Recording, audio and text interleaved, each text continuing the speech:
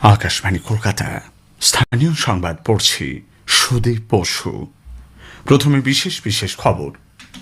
CAG report প্রকাশ্যে এনে 2017 সালে মালদা জেলায় বন্যায় ত্রাণ বন্টনে রাজ্য সরকারের বিরুদ্ধে ব্যাপক দুর্নীতির অভিযোগ তুলেছে বিজেপি।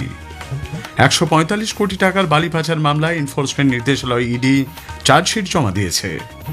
নির্বাচন কমিশন আগামী সপ্তাহ থেকে রাজ্যের আইন শৃঙ্খলা পরিস্থিতির সাপ্তাহিক রিপোর্ট পাঠানোর জন্য জেলা শাসকদের নির্দেশ দিয়েছে। তৃণমূল কংগ্রেসের রাজ্যসভার সাংসদ মৌসুম বেনজির নূর তার পুরনো দল কংগ্রেসে ফিরে গেছেন। জমি দখলের একটি মামলায় অভিযুক্তকে গ্রেপ্তার করতে গিয়ে উত্তর 24 পরগনার সন্দেশখালীতে স্থানীয়দের হাতে আক্রান্ত পুলিশ। বিজয় হাজারে ট্রফি ক্রিকেটের ম্যাচে রাজকোটের সানসোরা ক্রিকেট গ্রাউন্ডে আজ বাংলা অসমকে 85 রানে হারিয়ে দিয়েছে। আসছে বিস্তারিত সংবাদে। 2017 সালে মালদায় বন্যায় ক্ষতিগ্রস্তদের গৃহ নির্মাণে সরকারি অর্থ বন্টনে বিপুল অনিয়মের অভিযোগ তুলে কন্ট্রোলার অ্যান্ড অডিটর জেনারেল ক্যাগের কলকাতা হাইকোর্টে জমা করা রিপোর্টকে কেন্দ্র করে তীব্র চাঞ্চল্য ছড়িয়েছে। উচ্চ আদালতে দায়ের হওয়া এক জনস্বার্থ মামলার প্রেক্ষিতে পেশ করা 678 পাতার ওই প্রতিবেদনে বলা হয়েছে, বন্যায় ক্ষতিগ্রস্ত বাড়ি পুনর্নির্মাণ খাতে 37 কোটি টাকার বেশি অর্থ বন্টনে গুরুতর দুর্নীতি হয়েছে। রিপোর্টে উল্লেখ, মোট অনিয়মের অঙ্ক 50 কোটি টাকার কাছাকাছি। এই রিপোর্ট সামনে আসতে রাজনৈতিক বিতর্ক তীব্র হয়েছে। বিজেপির এ রাজ্যে দায়িত্বপ্রাপ্ত নেতা অমিত মালভিয়া অভিযোগ করেছেন, অস্তিত্বহীন বা ক্ষতিগ্রস্ত নয় এমন পাকা বাড়ির নামেও সরকারি টাকা তোলা হয়েছে। গরিব মানুষের জন্য বরাদ্দ ত্রাণের অর্থ পরিকল্পিতভাবে লুট করা হয়েছে, তাদের প্রকৃত ক্ষতিগ্রস্তরা বঞ্চিত হয়েছেন। আজ সন্ধ্যায় এক সাংবাদিক সম্মেলনে রাজ্য বিজেপি মুখপাত্র দেবজিৎ সরকার অভিযোগ করেন, একই ব্যাংক অ্যাকাউন্টে একাধিকবার অর্থ পাঠানো হয়েছে, কোনো কোনো ক্ষেত্রে একটি অ্যাকাউন্টে 40-এরও বেশি বার টাকা জমা পড়েছে। 6,965 এতজন ব্যক্তির ব্যাংক অ্যাকাউন্ট থেকে 2 থেকে 42 বার, ভাবুন, প্রায় 7,000 জনের বন্যা ত্রাণের টাকা ক্রেডিট করা হয়েছে। হরিশ্চন্দ্রপুর 2 ব্লক, সেখানে একজন টিএমসি ক্যাডার, তার অ্যাকাউন্ট থেকে 42 বার ত্রাণের টাকা বিলি হয়েছে, তোলা হয়েছে 42 বার। জেলা শাসকের রিপোর্ট, যেটা কিনা সিএজি চেয়েছিল, বন্যায় কোনো পাকা বাড়ি ক্ষতিগ্রস্ত হয়নি, অথচ সেই কাল্পনিক ক্ষতির নাম করে 7.5 কোটি টাকা হাতিয়ে নিয়েছে টিএমসি এবং তার বিভিন্ন সিস্টেমের থাকা ক্যাডাররা। 145 কোটি টাকার বালি পাচার মামলায় এনফোর্সমেন্ট নির্দেশালয় ইডি চার্জশিট জমা দিয়েছে। জিডি মাইনিং নামে একটি সংস্থার প্রধান অরুণ সরাফ সহ 18 জনের নাম রয়েছে চার্জশিটে। অরুণের সংস্থা নিয়ম লঙ্ঘন করে নদী থেকে বালি তুলে তা বিক্রি করত বলে অভিযোগ। গত 8ই সেপ্টেম্বর তদন্তে নেমে ইডি আধিকারিকরা একযোগে ঝাড়গ্রাম, কলকাতা, নদিয়া ও পশ্চিম মেদিনীপুরে তল্লাশি চালায়। গত 6ই নভেম্বর ইডির হাতে গ্রেপ্তার হয় অরুণ সরাফ। এছাড়াও চার্জশিটে নাম রয়েছে শেখ জহিরুল আলী নামে গোপীবল্লভপুরের এক বালি ব্যবসায়ী এবং পশ্চিম মেদিনীপুরের বালি ব্যবসায়ী সৌরভ রায়ের। নির্বাচন কমিশন আগামী সপ্তাহ থেকে রাজ্যের আইন শৃঙ্খলা পরিস্থিতির সাপ্তাহিক রিপোর্ট নেবে। রাজ্যের মুখ্য নির্বাচনী আধিকারিকের দপ্তর থেকে আজ এই মর্মে সমস্ত জেলা শাসকের কাছে নির্দেশ পাঠানো হয়েছে। নির্দেশ অনুযায়ী আগামী সোমবার 5ই জানুয়ারি থেকে প্রতি সপ্তাহে জেলা শাসকেরা আইন শৃঙ্খলা সংক্রান্ত বিস্তারিত রিপোর্ট মুখ্য নির্বাচনী আধিকারিকের দপ্তরে পাঠাবেন। সেখান থেকে সেই রিপোর্ট যাবে নির্বাচন কমিশনের কাছে। রাজ্যে আসন্ন বিধানসভা নির্বাচনের প্রস্তুতির অঙ্গ হিসেবেই এই রিপোর্ট তলব বলে কমিশন সূত্রে জানা গেছে। শুধু তাই নয়, ভোটের আগে নজরদারি আরও শক্ত করতে ইতোমধ্যেই 25টি নোডাল এজেন্সি নিয়োগ করা হয়েছে। আগামী সোমবার থেকে তারা কাজ শুরু করবে। বীরহোড়, টোটো, শবর এই 3 আদিবাসী জনজাতির ভোটারদের নাম পশ্চিমবঙ্গের চূড়ান্ত ভোটার তালিকায় সরাসরি উঠে যাবে বলে নির্বাচন কমিশন জানিয়েছে। এই আদিবাসী জনজাতির ভোটারদের কোনো নথিও দেখাতে হবে না বলে নির্বাচন কমিশন এক নির্দেশিকায় জানিয়েছে। এসআইআরের শুনানি প্রক্রিয়ার তদারকি করতে নির্বাচন কমিশনের প্রিন্সিপাল সেক্রেটারি বিসি পাত্র এবং আধিকারিকরা আজ পূর্ব বর্ধমানের জেলা শাসকের কার্যালয়ে যান। শুনানি কক্ষে উপস্থিত ব্যক্তিদের সঙ্গে কথাও বলেন তারা।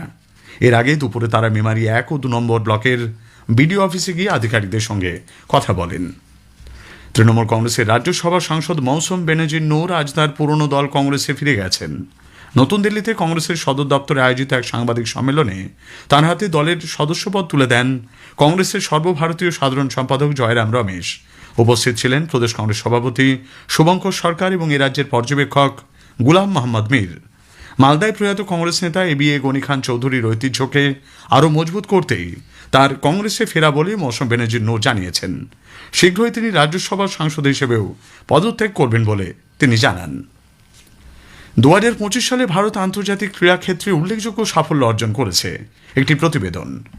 2025 সাল ভারতীয় ক্রীড়ার জন্য একটি যুগান্তকারী বছর হিসেবে গণ্য হবে। এই সময় শুধু যে আন্তর্জাতিক পদক অর্জন হয়েছে তাই নয়, বরং খেলাধুলার প্রতি মানুষের দৃষ্টিভঙ্গির বদল হয়েছে। খেলো ইন্ডিয়ার মতো কর্মসূচি দেশের বিভিন্ন প্রান্ত থেকে ক্রীড়া প্রতিভা তুলে আনতে সাহায্য করেছে। কেন্দ্রীয় সরকারের এই ধরনের পদক্ষেপ দেশের উন্নতিতে সাহায্য করবে বলে মনে করেন বিশিষ্ট ক্রীড়া সাংবাদিক রূপক সাহা। খেলো ইন্ডিয়া পলিসিটা যেটা করেছে, অন্তত 20টা সেগমেন্ট হয়েছে, তাতে আমরা দেখছি যে প্রত্যেকটি স্টেট এটা ভীষণভাবে উপকৃত হয়েছে। এইটা কিন্তু ওই নরেন্দ্র মোদীর ভিশন, বিকশিত ভারতের একটা ছবি, প্রতিচ্ছবি। আশফিন নাহার, আকাশবাণী সংবাদ, কলকাতা। স্থানীয় সংবাদ শুনছেন আকাশবাণী কলকাতা কেন্দ্র থেকে। জমি দখলের একটি মামলায় অভিযুক্তকে গ্রেপ্তার করতে গিয়ে উত্তর 24 পরগনার সন্দেশখালীতে স্থানীয়দের হাতে পুলিশের আক্রান্ত হওয়ার খবর পাওয়া গেছে। এই ঘটনায় আহত হয়েছেন এক পুলিশ আধিকারিক সহ 6 জন। ভাঙচুর করা হয় পুলিশের গাড়িতে। জানা গেছে ন্যাজাটে রাজবাড়ি পুলিশ ফাঁড়ি এলাকার বাসিন্দা, এলাকায় তৃণমূল কংগ্রেস কর্মী হিসেবে পরিচিত মুসা মোল্লাকে জমি দখলের একটি মামলায় গতরাতে গ্রেপ্তার করতে যায় পুলিশ। সেই সময় পরিস্থিতি উত্তপ্ত হয়ে ওঠে। পুলিশের গাড়ি ঘিরে চলে ইট বৃষ্টি, ব্যাপক মারধর করা হয় পুলিশ কর্মীদের। পরিস্থিতি নিয়ন্ত্রণে আনতে অতিরিক্ত পুলিশ বাহিনী এলাকায় মোতায়েন করা হয়েছে। রাতভর চলে টহল। এখনো পর্যন্ত 9 জনকে আটক করা হয়েছে বলে পুলিশ সূত্রে খবর। তবে মূল অভিযুক্ত মুসা মোল্লা পলাতক। আজ ধৃতদের বসিরহাট মহকুমা আদালতে তোলা হলে 10 দিনের পুলিশ হেফাজত হয়েছে। সরকারি জমি বেআইনিভাবে দখল করে বাজার তৈরির অভিযোগে পূর্ব মেদিনীপুরের এগরা পুরসভার পুরপ্রধান স্বপন নায়ককে গ্রেপ্তার করেছে পুলিশ। আজ তাকে কাথি মহকুমা আদালতে তোলা হলে পুলিশ হেফাজত হয়েছে। উল্লেখ্য, তৃণমূল কংগ্রেস পরিচালিত এগরার পুরপ্রধান পদ থেকে ইস্তফা না দেওয়ায় স্বপন নায়কের বিরুদ্ধে আগেই অনাস্থা প্রস্তাব এনেছে দলের বেশিরভাগ কাউন্সিলর। উন্নত মানের চা উৎপাদনের লক্ষ্যে টি বোর্ড ক্ষুদ্র চা চাষী ও শ্রমিকদের বিশেষ প্রশিক্ষণের ব্যবস্থা করেছে। টি বোর্ডের ডেপুটি চেয়ারপারসন সি মুরুগান আজ কলকাতায় বলেন, চা গবেষণা সংস্থার নির্দেশিকা অনুযায়ী টি বোর্ড উৎপাদনের গুণমান বাড়াতে একগুচ্ছ কর্মসূচি হাতে নিয়েছে। ওই কনসার্ন এরিয়াতে আমাদের আইডেন্টিফাই করা লিডিং ফার্মাররা আছেন, ওনাদেরকে নিয়ে স্মল টি গ্রোভারদেরকে ট্রেনিংটা দিচ্ছেন। এটা regarding the good quality T production. তারপরে এই ছাড়া আমাদের ওই টি গার্ডেন ওয়ার্কার আর স্মল টি গ্রোভার ছেলে মেয়েদের জন্য মানে ক্যাপাসিটি বিল্ডিং আর স্কিল ডেভেলপমেন্টের উপরে আমাদের তো বিভিন্ন ডিফারেন্ট টাইপ অফ ট্রেনিং প্রোগ্রামটাও রয়েছে। এটা আমরা কন্টিনিউয়াসলি চালাচ্ছি। This is ongoing scheme of T boards. Bharat সরকারের ক্রীড়া ও যুব কল্যাণ দপ্তরের অন্তর্গত মাই ভারত হুগলির উদ্যোগে হুগলি জেলার বৈঁচি গ্রামে 3 দিনের আবাসিক ইউথ লিডারশিপ বুট ক্যাম্প আজ শুরু হয়েছে। বাটিকা বৈচিগ্রাম পঞ্চায়েত প্রধান মালা বেগম, ডিস্ট্রিক্ট অফিসার হুগলি সৈকত মণ্ডল, উপপ্রধান দীপ্তেন্দু ব্যানার্জি সহ বহু বিশিষ্ট ব্যক্তির উপস্থিতিতে শিবিরের সূচনা হয়। বিভিন্ন জেলা থেকে 15 থেকে 29 বছর বয়সী 35 জন যুবক যুবতী শিবিরে অংশগ্রহণ করেন।